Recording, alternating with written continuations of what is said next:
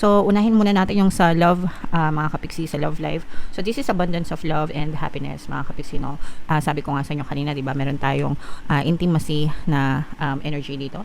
So, blessed talaga kayo sa relationship, mga kapiksi. If you already have like a partner or a specific person, talagang nakikita natin yung parang binibless, no? Binibless ni universe yung inyong pagsasama, yung inyong union ng iyong partner or specific person, mga kapiksi. Mararamdaman nyo yung nag-uumapaw, no? This is abundance of love and happiness.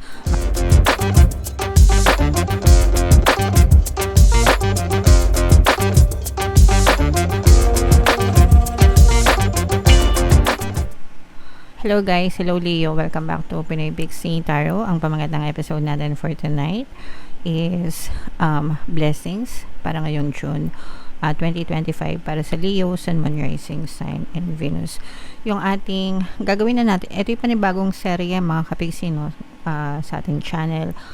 Simula ngayong June, gagawin na natin to every month, guys. And para ang purpose natin is makita natin yung mga potential na blessings na pwede nyo ma-experience, and kung may mga negative, yun naman yung mga balakid sa mga blessings nyo. So kailangan nyo rin malaman yun para alam nyo kung ano yung gagawin nyo. So unahin natin tong deck na to, guys. Tingnan natin muna yung mga angel messages para sa inyo. And by the way, mga kapiksi, no, sa mga naghahanap ng mga pampaswerte na lucky charms, lucky bracelet, may mga items tayo, guys, sa description box nitong video. Check nyo lang yung mga items doon, and pwede nyo na rin i-check out, mga kapiksi.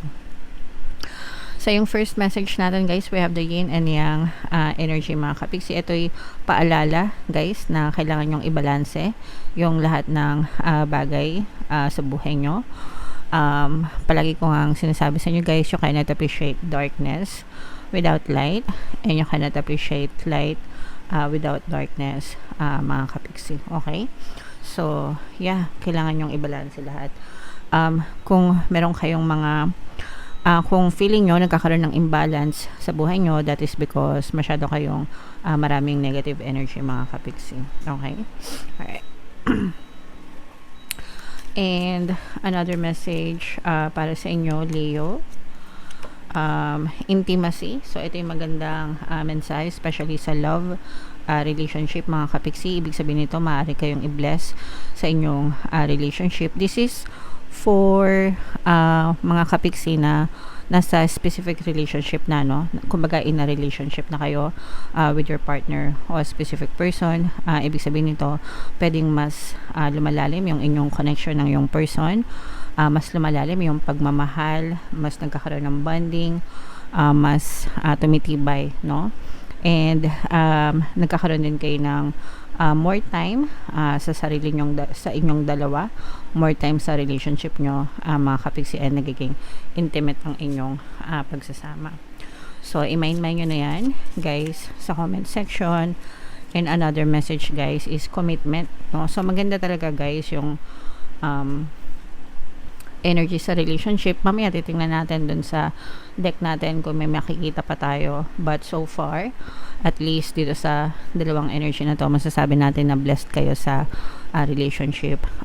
Kumbaga, nagiging loyal sa inyo yung person nyo, or nagiging loyal kayo sa isa't isa.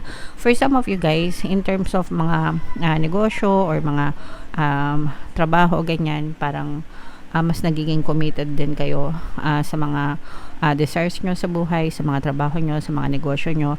Ibig sabihin, nagde-dedicate kayo ng time and effort para sumakses kayo dun sa mga trabaho nyo and sa mga negosyo nyo, mga kapiksi. Okay? So, magandang energy din yan, guys. So, comment down below if feeling nyo naka-resonate kayo. I-main nyo na tong loving connection na to, mga kapiksi. Intimate connection, harmonious relationship, commitment, no? I-main nyo na yan, guys, sa comment section. So, shuffle natin to, guys. Hanapin natin yung energy ng blessings at energy ng Leo. Habang sinashuffle ko to, guys, panoorin nyo muna yung video natin regarding sa ating paano mag-manifest ng abundance video course. Kapiksi, sawa ka na ba sa mga struggles at hirap sa buhay mo? Masipag ka ba at masikap sa buhay ngunit hindi ka pa rin umaasenso? Ilang beses ka na bang nag-attempt magnegosyo at mag-invest pero palagi ka pa rin nalulugi? Sa pagkakataon na ito ay maaaring may subconscious beliefs ka na nagiging balakid sa iyong pag-unlad at pagyaman. Introducing, paano mag-manifest ng abundance video course. Dito ay matututunan mong ma-overcome ang mga balakid mo para tuluyan ka ng umunlad, umasenso, sumagana, maging matagumpay, successful at maswerte sa iyong kabuhayan, pera, trabaho, negosyo, salapi at kaperahan ng bonggang-bongga. Dali, mag-send na ng email sa pinoypixietaro@gmail.com at simulan na ang iyong pagyaman ngayon.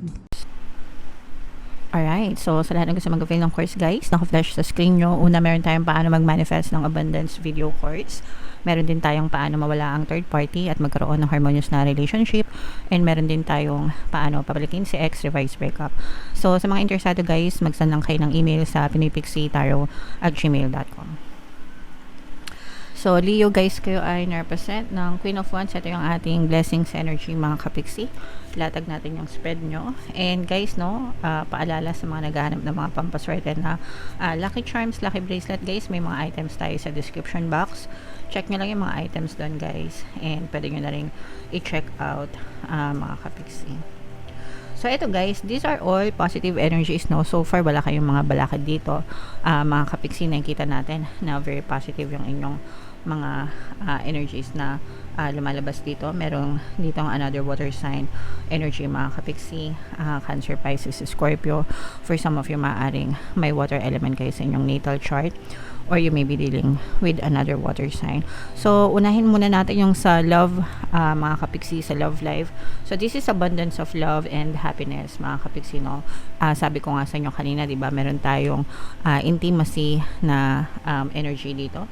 So, blessed talaga kayo sa relationship, mga kapiksi. If you already have like a partner or a specific person, talagang nakikita natin yung parang binibless, no? Binibless ni universe yung inyong pagsasama, yung inyong union ng iyong partner or specific person. Mga kapiksi, mararamdaman nyo yung nag-uumapaw, no? This is abundance of love and happiness, mga kapiksi, no? Kitang-kita nyo naman talagang masaya, di ba? So, yeah, for some of you talagang you are so blessed with your relationship sa mga partners nyo. Kaya syempre guys, pagdating sa relasyon, palagi ko naman sinasabi sa inyo na palagi nyo ipagdasal yung mga jowa nyo, yung mga relasyon nyo, mga kapiksi. And sandamakmak na rin yung mga subliminals natin, relationship subliminals guys, para makatulong sa mga relationship nyo, para magkaroon kayo ng harmonious na relationship. Meron din tayong mga courses, di ba? So lahat yon, kung gusto nyo pakinggan nyo para makatulong na magkaroon kayo ng harmonious relationship talaga ng iyong partner o specific person. Okay? So yan, i-mind nyo na yan, abundance of love, abundance of happiness, blessed sa relationship, blessed sa partner, blessed sa jowa. Okay? And ito nakikita natin na pagdating sa trabaho guys, blessed din kayo, no? Actually blessed kayo sa relationship nyo din, sa mga katrabaho nyo, kung kayo ay mga empleyado, kung kayo ay mga negosyante, blessed din kayo sa mga kliyente nyo, no? Yung mga kliyente nyo guys, kung kayo ay mga negosyante, parang marami kayong mga repeat orders, mga repeat customers, no? Parang nakapag-establish na kayo ng loyal. Ayan, no? Kaya meron tayong commitment energy dito, guys. Kasi yung iba sa inyo, parang nakapag-establish na kayo ng loyal na fan base. Ibig sabihin, sa inyo sila pa ulit-ulit na bumibili, mga kapiksi, no? Parang dito lang sa amin, kahit na maraming tindahan dito.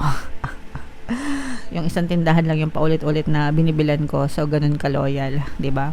So, kayo ganun din, mga kapiksi, no? Parang nakakapag-establish kayo ng mga loyal na fan base kung kayo may mga kliyente, kahit may physical store kayo or kahit na online pa yan, mga kapiksi, nararamdaman natin na maraming loyal na paulit-ulit na nanunumbalik sa inyo. Sa trabaho, ganun din, para nagkakaroon kayo ng wonderful relationships, mga colleagues nyo, ganyan.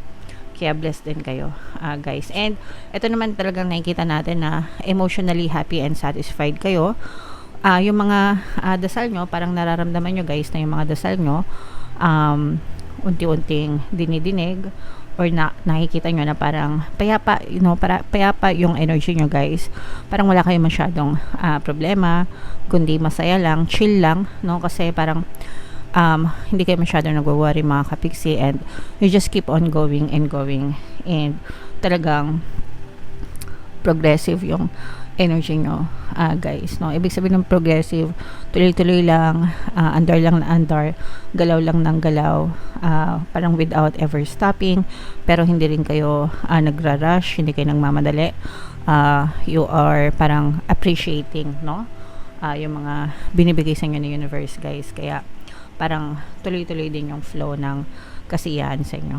Okay? So, lahat yan, guys, i-mind nyo na tong mga harmonious na relationship na to, itong mga loyal na fans, mga loyal na fan base, mga loyal na kliyente, katrabaho, no? Itong mga success na yan, guys. So, i-mind nyo na yan sa comment section. So, what else, mga kapiksi? Tingnan pa natin, guys. So, yeah. Ito, guys, medyo struggle ito pagdating sa mga, kung meron kayo mga anak, mga kapiksi, no? Parang medyo nag-i-struggle kayo dyan sa pagpapalaki ng mga anak nyo, mga kapiksi.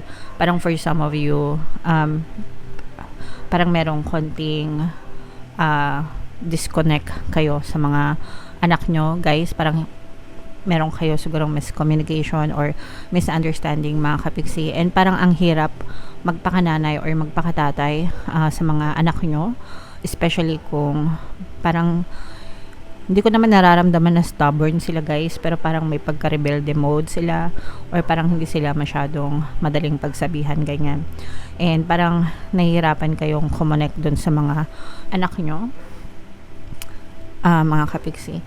So, yeah, syempre mga anak natin yan, guys, kahit gaano kahirap palakihin yan, obligasyon pa rin natin na palakihin sila ng tama, guys, no? Tayo yung magiging gabay nila, mga kapiksi. So, wag yung susukuan yung mga anak nyo. Kung meron kayong mga anak, mga kapiksi, wag nyo silang susukuan. Make sure to always be there for them. Wag nyo palaging pagalitan, guys. Wag palaging nakapalo or nakasigaw, kasi lalo lang sila magre-rebelde. It's a negative energy, so dapat kinakausap nyo sila ng maayos and masinsinan dun sa paraan na maintindihan nila, guys. Okay? Alright. So, comment down below, Leo, if feeling nyo nakaresonate kayo. And for more tarot readings, guys, yung mga positive dito, no, i-mind nyo na sa comment section. For more tarot readings, guys, ito yung playlist nyo. Ito naman yung ating success stories ng paano mag-manifest ng abundance video course. Thank you for liking, sharing, and subscribing. See you next time, guys. I love you all. Have a nice day. Bye-bye.